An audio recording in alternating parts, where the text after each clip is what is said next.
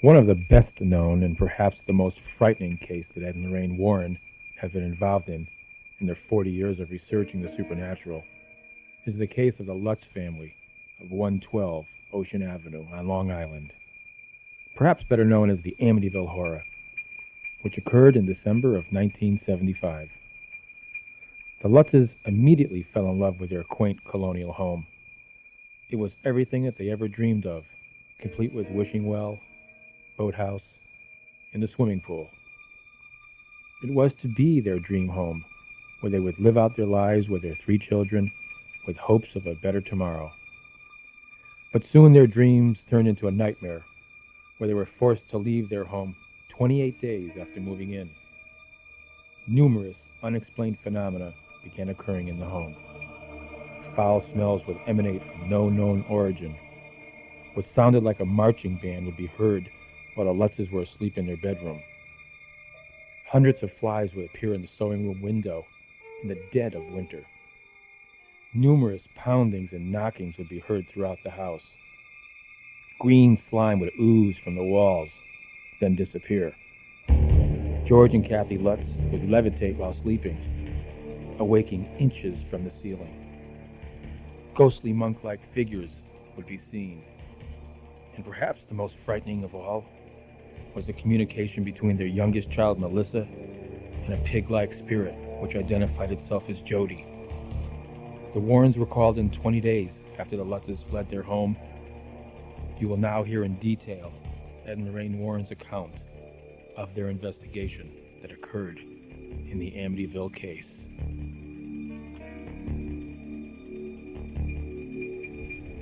I hope this is as close to hell as I ever get. I could psychically sense all of the bodies of that DeFeo family all lined up on the floor, covered with white sheets. The sewing room on the second floor, where the priest entered and was told by an unseen voice to get out, began to hear the sound of sheet metal shaking. There was no metal or anything of that nature anywhere in the house. This is in the middle of the night, still quiet, on a dark, dead-end road where we live. The Lutzes never became millionaires. The producers of the movie The Amityville Horror did. Jay Anson, the author of the book, did. Preacher, which stood about 6.5 foot high, talked with a deep, gruff voice, threatening them. The heat in the room was tremendous. This is what Father Pecoraro told me. Of course, there was the footsteps. There were the psychic cold spots. They levitated in their bed together. Lorraine, can you tell me the first time that you found out about the Amityville case? The first time that we found out about the Amityville case, Ed and I, was a day, I believe, February the 18th, 1976, and we received a call from Marvin Scott, who at that time was an anchorman for Channel 5 News out of New York. Mm-hmm.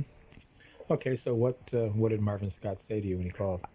He said that he had filmed us investigating a haunted church on a college campus in New Jersey. He was very impressed regarding how we conducted an investigation. He said that a family had been murdered in this home, a very prominent family, 13 months before, and now a young family had moved in with their children and pet dog and fled after only 28 days, leaving behind all of their earthly possessions. He said our viewers would like to understand what it is that is going on in the home, and if you could shed any light on it. Okay, so can you tell me the first time that you and Mr. Warren, in fact, did the investigation, what that was all about? The first time that we did the investigation, we had gone down to the house. Ed had contacted other people in our work that accompanied us at that time, and we went down to the house with Brian Riley, Dr. Brian Riley, and his wife. Dr. Riley is a parapsychologist from Great Britain. We also had Dr. Alex Tanis from the University of Maine, who was a renowned psychic, was also there with Dr. Carlos Osis, Dr. Carlos Osis, who at the time was president of the American Society for Psychic Research, and all of these people were present in the home that night. Can you tell me your impressions of the house the first time you entered the house? Well, I found it very difficult to understand why this man was so horribly frightened. I mean, he looked like such a big, strapping, healthy young man, and yet he would not go into that house with us and the news team. When I walked in, the first emotion that hit me is one of tremendous depression, realizing that I'm in a home where such a serious tragedy had occurred, and also where a family moved in feeling it was going to be a dream house, and now they'd fled after only 4 weeks.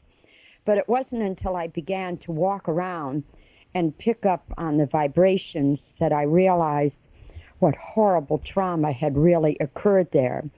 I think the worst was when Ed and I separated, and the media asked me to go on to the next floor. It was a 3-story Dutch colonial home right on the Amityville River. And as I started to go up the stairs, a terrible feeling as if I were walking against a waterfall, and it was holding me back. And I had a relic of Padre Pio cupped very tightly in my hand, and I prayed to him, for the strength that I needed and the protection I needed. And I had to stop for a couple of minutes. The media people did not know I had anything religious on me. And when I finally made it up to that landing, it seemed easier for me. And I went immediately to the second floor landing, turned to the left, went into a room that looked like a room that's used as a sewing room. There was an ironing board and things like that. I stood in the middle of the room and said, I hope this is as close to hell as I'll ever get, to Marvin Scott. I then walked in to Missy's room, the little girl's room. The vibes in there were awful. In fact, that is the room where a psychic photograph was taken right about the time that I was in there of one of the children that had been murdered, one of the DeFeo children that had been murdered in the home. Can you tell me some of the phenomena that occurred in that house? That I witnessed or that happened to the Lutz family? That you witnessed and that had happened to the Lutz family also. The stairway was the first thing that had occurred to me. That overpowering feeling like something was pushing me down, not knowing that at the exact same time that was happening to me, that Ed had used that opportunity to go down into the basement alone and to provoke in God's name for what was there to reveal its identity. And with that, he was actually pushed right to the floor by what was there. Now, we were independent of each other. We were not in communication with each other. When I left that room, that sewing room, where I did not know that a Catholic priest was told by an unseen force to get out, I didn't know that's where the hundreds of flies were just so thick on the windows.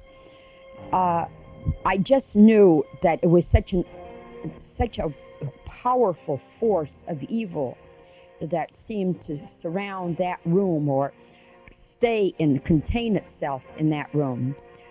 When I walked across the hall to the master bedroom, I stood kind of, you might say, in awe, because at that point I knew from what George Lutz had finally shared that they levitated from that bed. But the very bed that they levitated from was the bed that Mr. and Mrs. DeFeo were shot to death in by their son.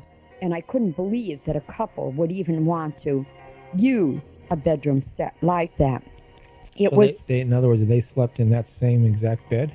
yes, they did. Okay, Ed, can you tell us a little bit about the history of the Amityville house on 112 Ocean Avenue? Well, before the Dutch Colonial was there, which was built in 1928, there was a small cottage, and this was built by a man who was driven out of Salem, Massachusetts during the witchcraft trials, John Ketchum. John Ketchum did practice witchcraft.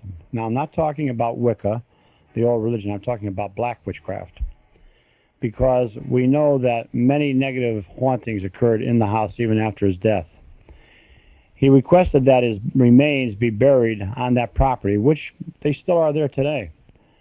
Now, this gave the property, of course, an aura of disaster. But before John Ketchum even, the Shinnecock Indians had an enclosure right on the Amityville River there.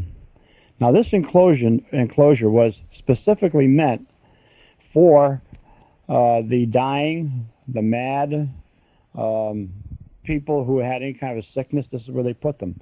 Now, you can imagine the suffering that went on in that enclosure. People dying there very slowly. Diabolical spirits, inhuman spirits, love to see humans suffer because you are made in the image of God. Any kind of suffering they are drawn to. Now, after, of course, the Shinnecocks, John Ketchum came along, he picked up the negative vibrations that were there because of the Indians. And they believe in black magic, that they can harness this negative energy and use it to perform black magic rituals. That's why they're drawn to the haunted house. A house that's evil has numerous negative vibrations. And this is what Satanists, devil worshippers, wizards, sorcerers, this is what they want. That energy can be used to focus in on evil. So the house had a bad beginning. But you know, then along came Mr. DeFeo and his family. He was a businessman in Amityville, and he had a son, Ronald, who was 23 years old, 2 daughters, and two other boys. Now, Ronald was the one who was giving him the trouble.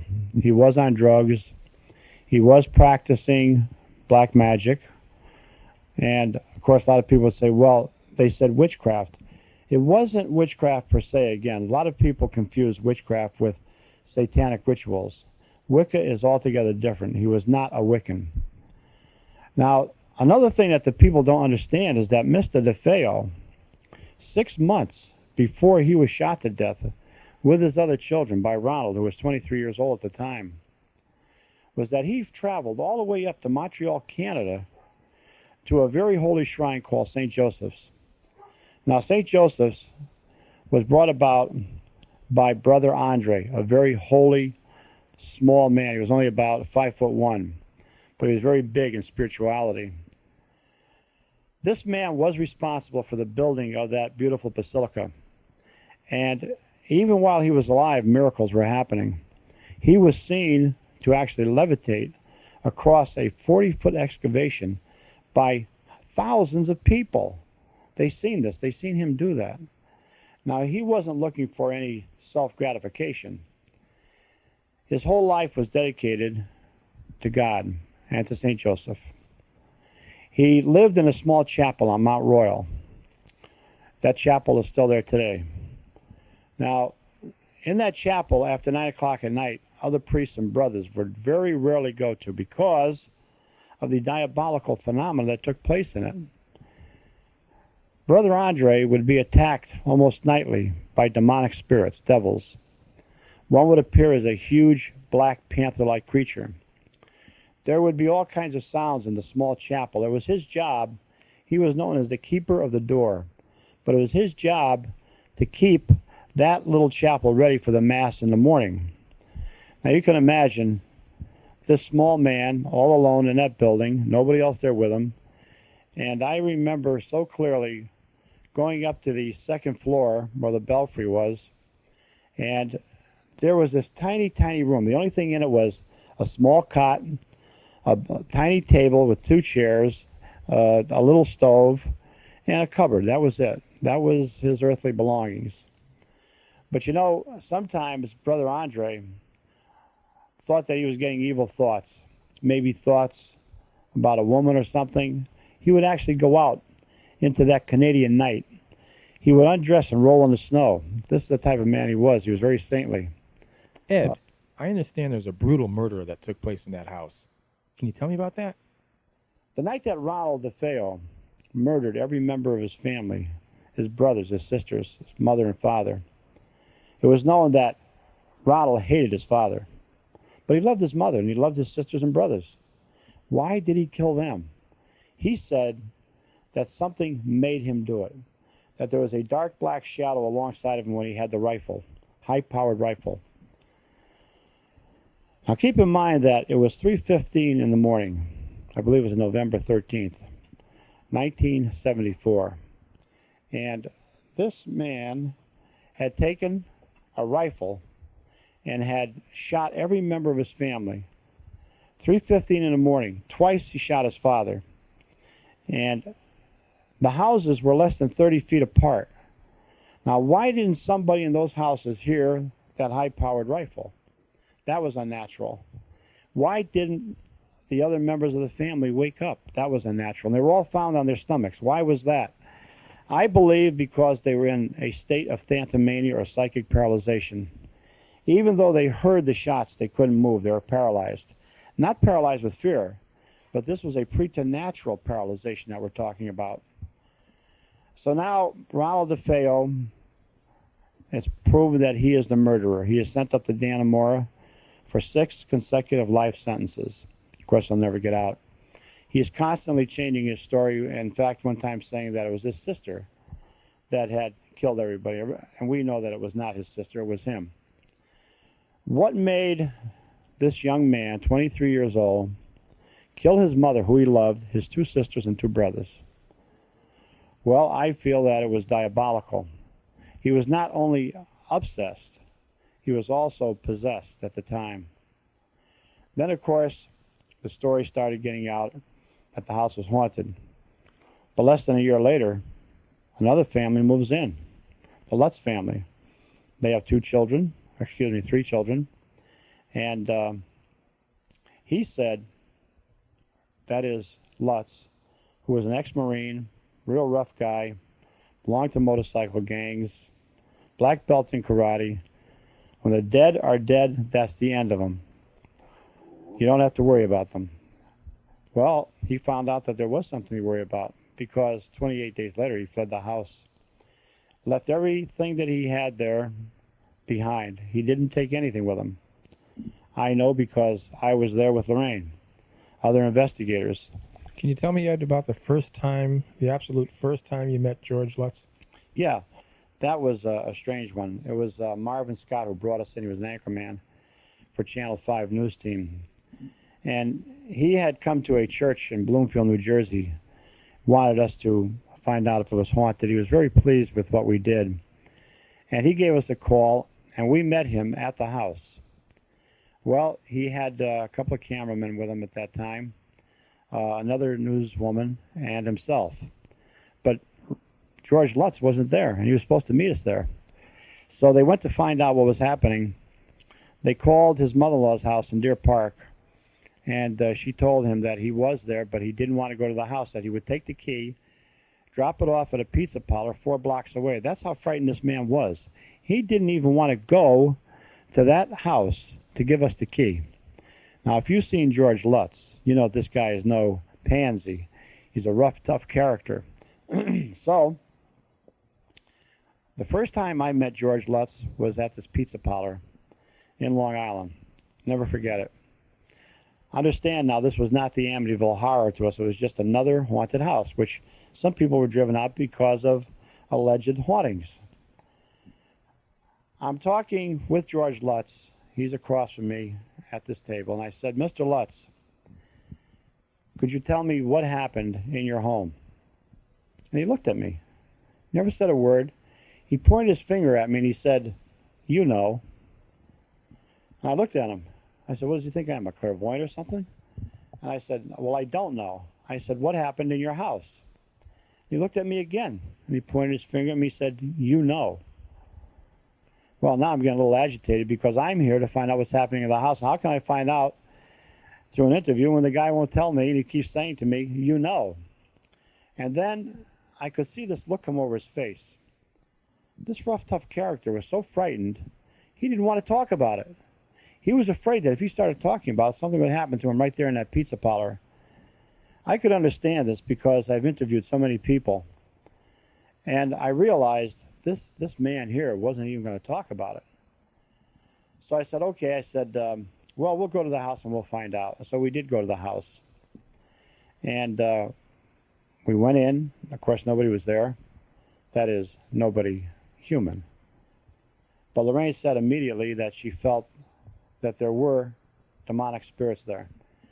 Now, what I usually do in a case like that, I'll go down into the lower part of the house, the basement, the cellar, and I'll use what we call religious provocation, because I have to provoke. I'm not a clairvoyant. I'm not a medium. I can't see clairvisually, and I can't hear clairaudiently. So I went down into the cellar of the home. It was huge.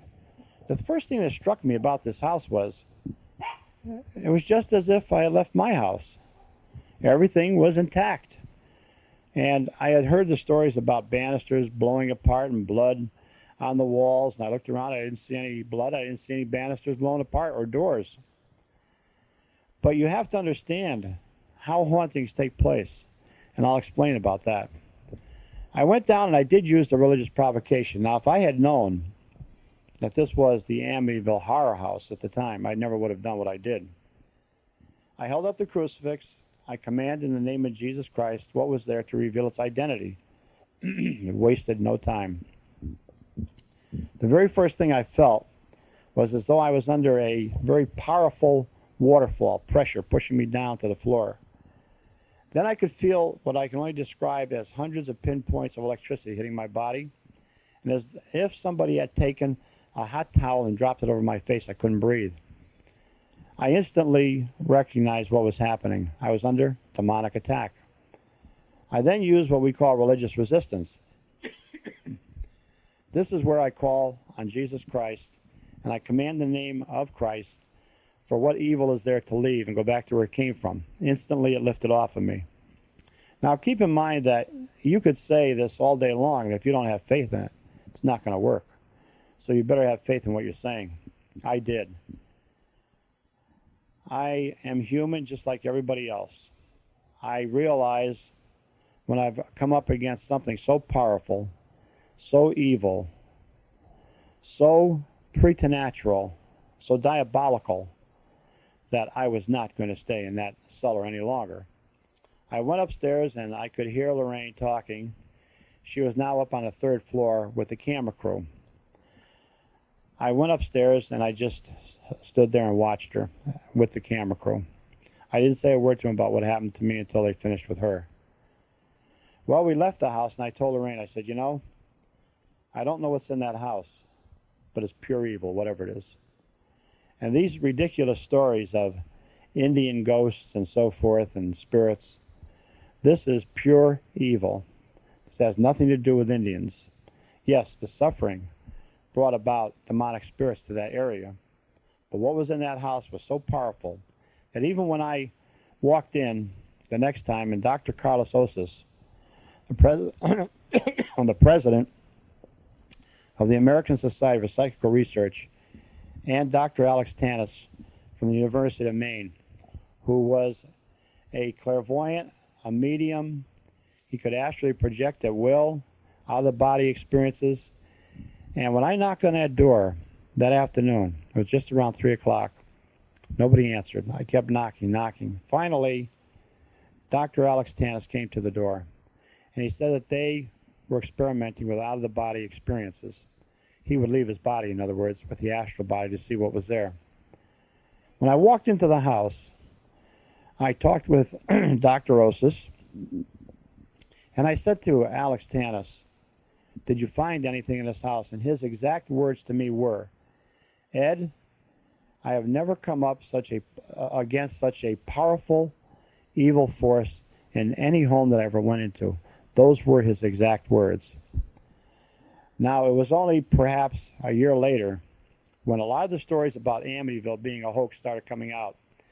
And our Dr. Carlos Osis didn't want to be associated with that, nor did Dr. Tanis. And I heard them on a TV show say, no, we were not in the house. But they didn't understand and know that my photographer was taking dozens and dozens of photographs showing them talking to us in the house, and also recordings. So when I confronted him with that, Dr. Tanis said to me, well, Ed, he said, I didn't say that I wasn't in the house. He said, but you know how Dr. Osis is. And he said, I have to continually work with him. So I understood that part of it. But we are the only investigators who went into that home, took photographs, had contact with what was there, through Lorraine, through ourselves. And the stories of hoax that came out about Amityville were perpetrated not by the Feo family or the Lutz family. They were perpetrated by the police department there, who wanted to get rid of the vandalism, which is understandable.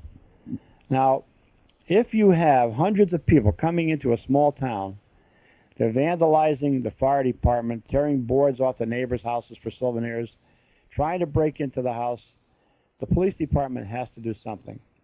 So usually the solution is the house was a hoax. Everybody go home. And that's where it started. And the ball got rolling with the largest paper in Long Island, which was Newsday. It's still Newsday. And it was the police chief's son, who was a reporter on that paper, who wrote the first story. And there was the big headlines. Amityville Horror Hoax. The Lutzes, who supposedly fled the house empty-handed, sold all the meager bits of junk that they had in there, and then went off with the money to California. Well, that was untrue, because we went there after the Lutzes left, 20 days after they were there, and 3 months after they were there. And that house was still fully intact with all the furniture, just as they left that day after 28 days. We have the photographs to prove this. We have the witnesses to prove this. Amityville Horror was just that, the Amityville Horror. Father Pecoraro, who we met, and he invited Lorraine and I to George Lutz's, Kathy's mother's home, his mother-in-law, at Deer Park. He invited us there on St. Joseph's Day, and he baked St. Joseph's bread for us. And I will never forget this priest. We went there for dinner, and as we sat at the dinner table with George Lutz, his children, his wife, and his mother-in-law, and the priest, I looked at George Lutz and I set up my recorder. And again I said, just like I did that day in the pizza parlor, George, tell me what happened. I don't want to talk about it. I said, what? I don't want to talk about it. I said, George, I've come all the way from Connecticut. I want to get an interview with you and your wife. I don't want to talk about it. And then Kathy, I looked at Kathy, I said, well, Kathy, if he doesn't want to talk about it, will you talk about it? Mm-hmm. And she started to say something, and all of a sudden she stopped. And she said, Ed, I'm really afraid to talk about it, because we've had things happen in this house, just talking about what happened over there. In fact, George and Kathy did levitate in that house of her mother's. And this is what they were afraid of. Now, I walked into the bedroom where George and Kathy and the children were sleeping. There were like 3 mattresses on the floor. No sheets on them, no pillowcases on the pillows. I remember looking at their house, that they had fled. They had beautiful beds, covers, sheets, everything going, everything you would want. They took none of these things. Not one thing did they take. And so I said to myself, these people are more afraid than anyone I've ever come across. The only thing that was in the room with them was a statue of the Blessed Mother. That was it. Father Pecoraro, after they left the room, said to me, Ed, I'm going to tell you things now that you won't believe. I said, Father, I can believe them because I've come across them. I know what the diabolical is. He told me about his car, how when he left the Lutz's home in Amityville, how suddenly on one of the freeways there, the turnpikes, the hood flew open. the door flew open. The car came to a standstill in the middle of this turnpike. He got the car over to the side of the road. He felt sick. He left the car there. He got a ride back to the rectory, where he told me he threw up. That's how sick he was. He also told me about things that happened with a monstrosity, a lizard-like creature that came to him and his rabbi friend. They were in a motel. They were talking things over about the Amityville horror case, when suddenly this creature, which stood about 6.5 foot high, talked with a deep, gruff voice, threatening them. The heat in the room was tremendous. This is what Father Pecoraro told me. Mm-hmm. And the glass in the motel turned red. Now, the rabbi also had another visit from this monstrosity later, but I didn't interview him. I just interviewed the Catholic priest. Mm-hmm. Ed, can you tell us some of the phenomena that George and Kathy Lutz encountered while they were in that house? Yeah, well, of course, there was the footsteps. There were the psychic cold spots. They levitated in their bed together. I remember George telling me, and I have this on an interview, which will probably be on this tape here, where they levitated to the ceiling. And George said, "Do you believe this? Do you believe it?" And they dropped onto the bed. Blood was oozing out of the walls and out of the keyholes. Banisters exploded before their very eyes. Now, when they talked about the banister exploding, what the author of the book said in the book was, as the Lutz family went up the staircase, suddenly the banister exploded before their very eyes. Well, it did, through telepathic hypnosis. But the banister never exploded. This is a creation through the diabolical that they see clairvisually. To them, that banister exploded.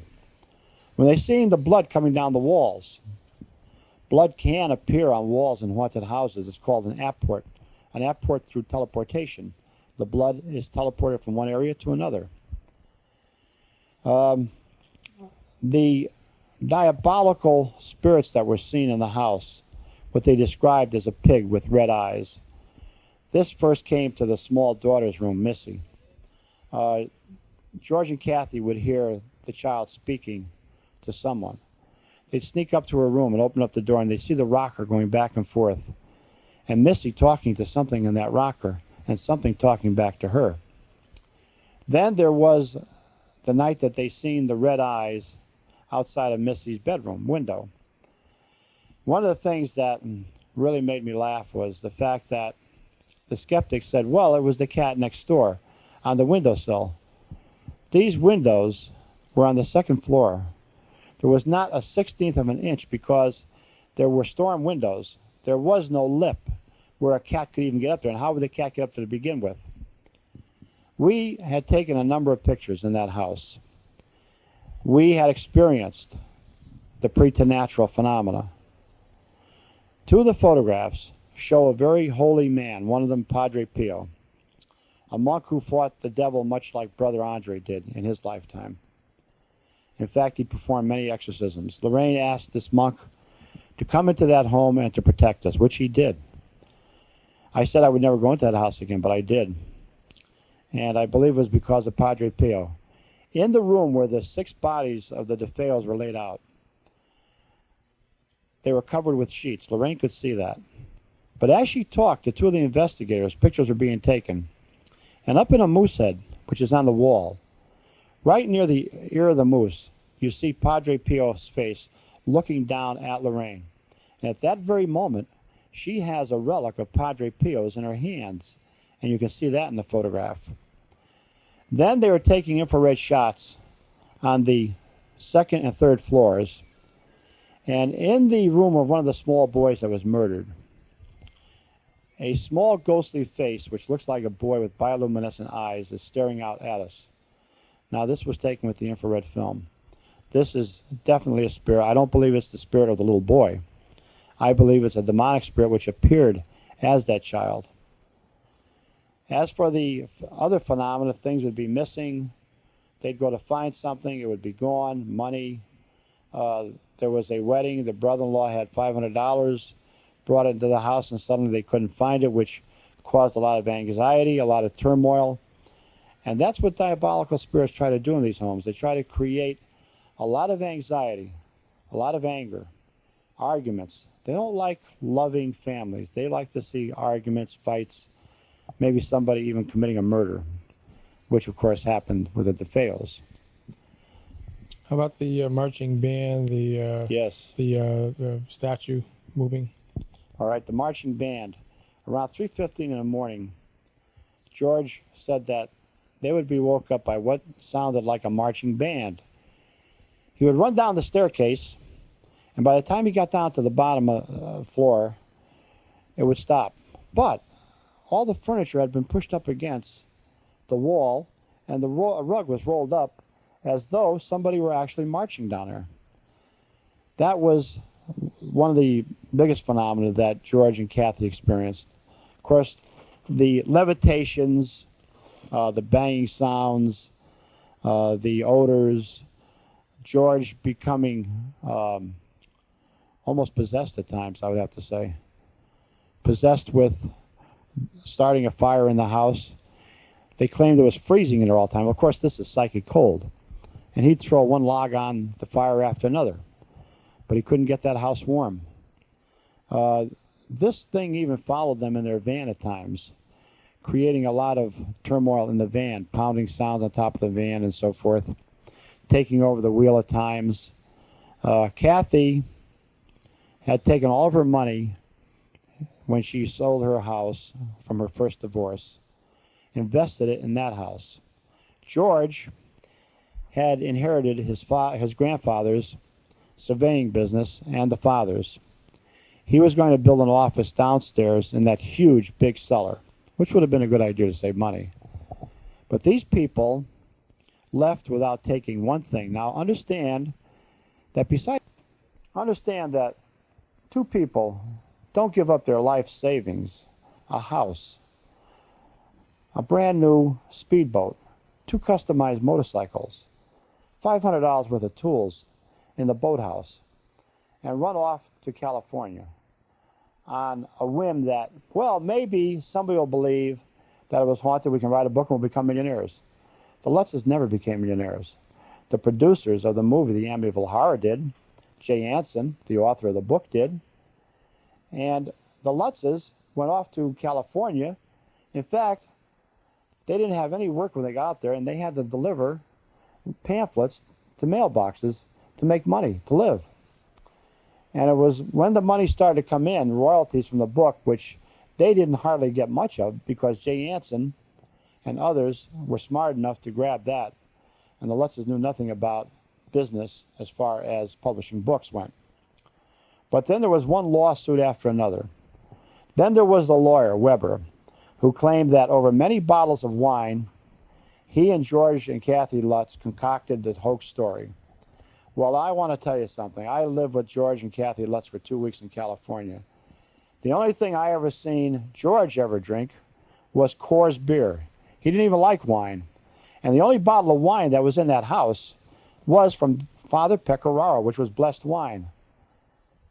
But was the lawyer lying? Why would he lie?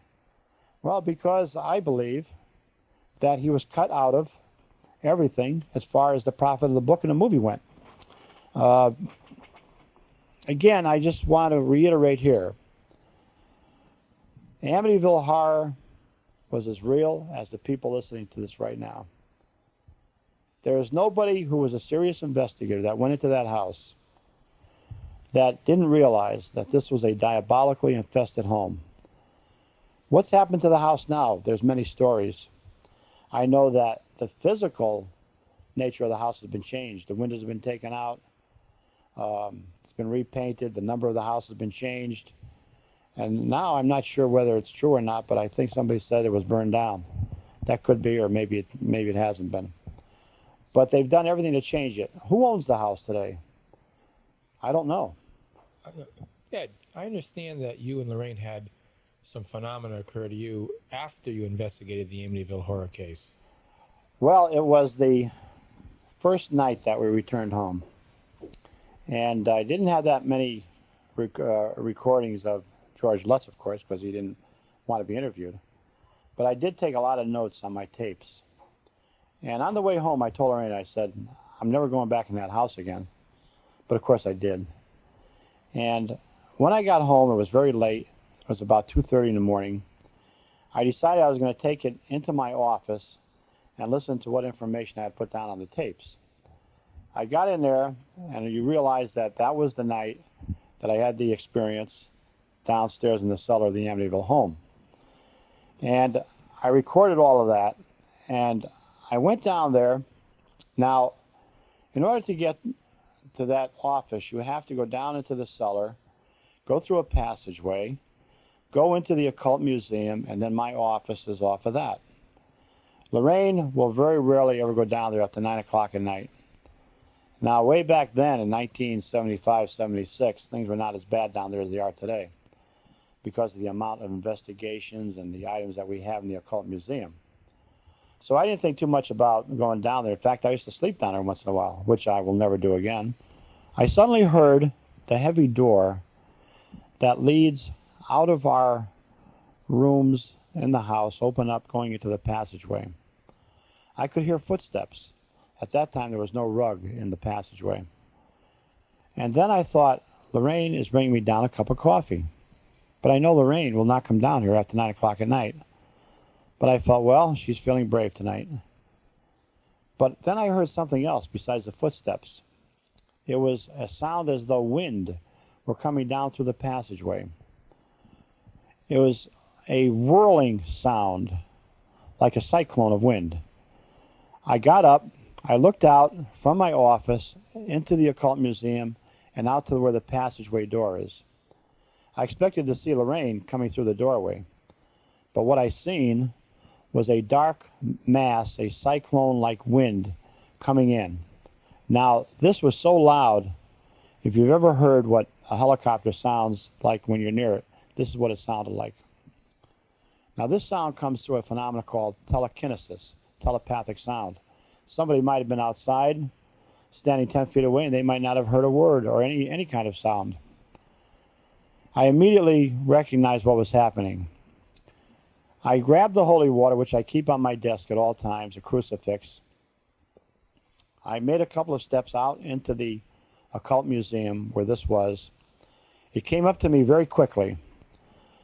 I hit it with the holy water and commanded it in the name of Jesus Christ to leave. It backed off, went around in a circle, came back up to me again. I hit it with the holy water again, and it backed off. Now I'm looking at a dark mass, a cyclone of wind. Now some people think, well, the Warrens don't get frightened in a situation like this. Of course we get frightened. We're human just like everybody else. The next thing I knew, I was making for the door which leads out into the backyard. I thought I'd go out the back door, go up the sun deck and into the back part of the house instead of coming through the passageway. With that, I heard animals fighting under the sun deck. I flashed my light there. There was nothing. This was meant to frighten. When people become frightened in a situation like this, they throw off psychic energy into the atmosphere, which an evil force will use as an energy fuel to manifest more phenomena. I came up into the house. I came into the kitchen. I went to the bathroom, and there was Lorraine sitting up in bed, looking very, very frightened. We had two large dogs at that time, which were laying on the floor, and I could see that they were very disturbed about something.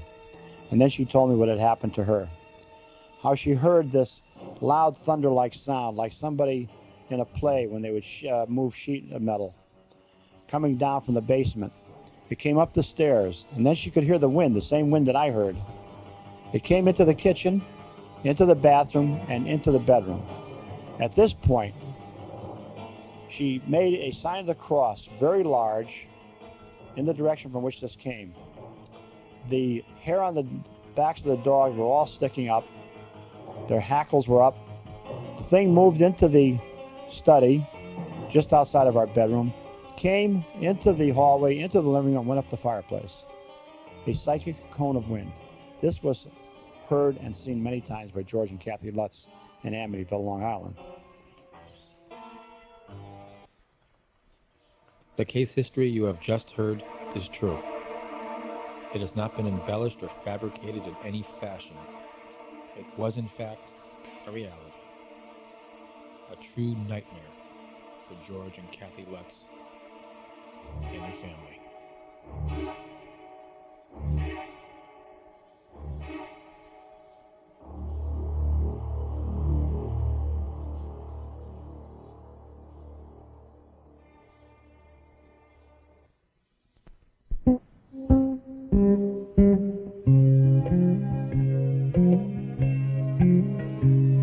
They came up from the floorboards, bought the empty halls.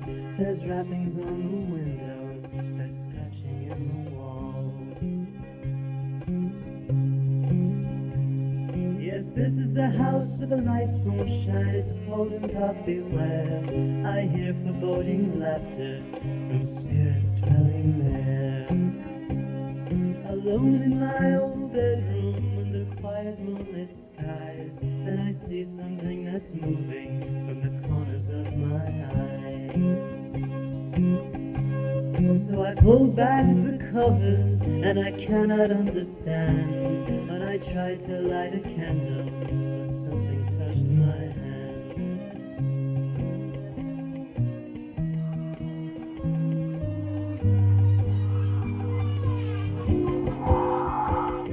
Lorraine walked in the attic and I knew that she could tell. She said that something's joined us, something straight from hell. The men with dark faces wearing yellow ties while holding their necks and questioning the skies. To all of you and all my friends, I hope you're listening still. Keep away from that house, there's something wrong on the hill.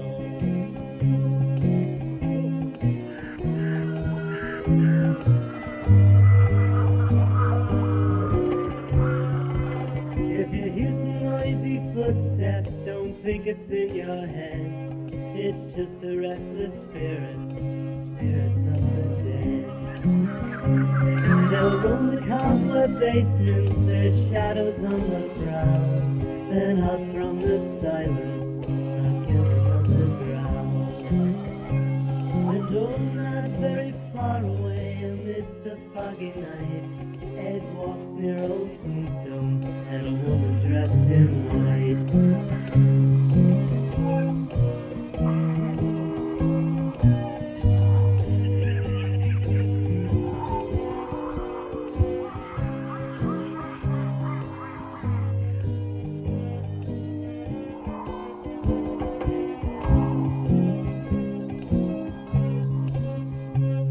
Don't walk into the parlor, for if the clock strikes 3, the sight of hooded specters leave you praying on your knees.